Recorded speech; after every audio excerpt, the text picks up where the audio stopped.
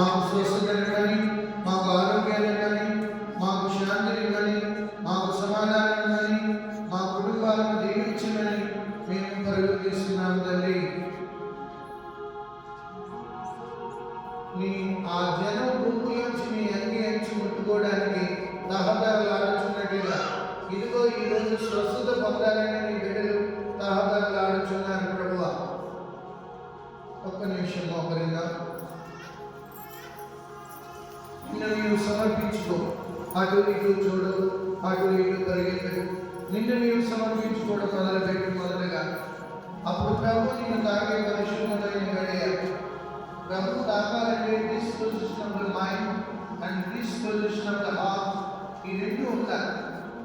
ప్రభు సన్నిధిలో నిలకడగా కూర్చోగలగాలి. అప్పుడే ప్రభు నిన్ను తాకి స్వస్థపరచగలరు.